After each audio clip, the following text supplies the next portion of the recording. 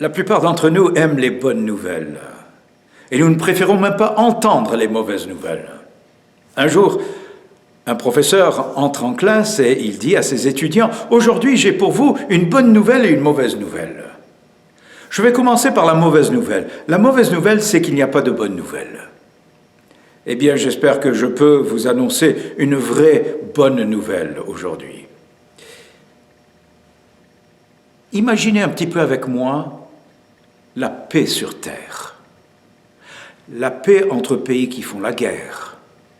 La paix entre manifestants et leur gouvernement. La paix entre voisins. La paix entre membres d'une même famille. Imaginez une vie de paix, de sérénité totale. Eh bien, mes amis, des messagers célestes sont apparus un jour et ont annoncé la paix sur terre. Je vous cite. Ils ont dit « Je vous annonce une bonne nouvelle qui sera pour tout le peuple le sujet d'une grande joie. Paix sur terre parmi les hommes que Dieu a créés. » Eh bien, vous me demandez certainement, mais ces anges sont-ils crédibles? Ces messagers célestes sont-ils crédibles? Est-ce que quand ils prédisent, leurs prophéties se réalisent véritablement?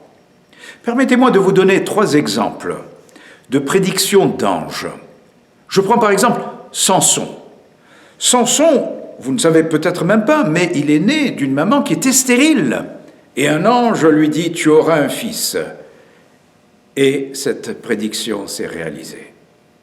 Je prends aussi le cas de Jean-Baptiste dans le Nouveau Testament. La maman de Jean-Baptiste était non seulement stérile, mais elle était âgée, ne pouvait plus avoir d'enfant. Un ange apparaît à son père et lui dit « Tu auras un fils ». Et son père a du mal à le croire. Mais cette prédiction s'est réalisée.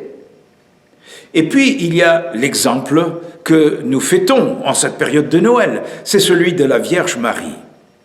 Un ange lui apparaît et lui annonce qu'elle aura un fils. Et elle dit « Mais ce n'est pas possible, je ne suis pas mariée ». Et l'ange lui répond « Le Saint-Esprit viendra sur toi. Et l'enfant qui naîtra viendra de lui. » Et cette prophétie s'est réalisée également. Voyez, les anges parlent de sources crédibles. Leurs prédictions se réalisent. Alors, croyons qu'il y aura paix sur terre. Mais vous savez, les habitants de Bethléem, le village dans lequel Jésus est né, la veille de Noël, quand il est né, aucun des habitants ne savait que le prince de paix était né là parmi eux.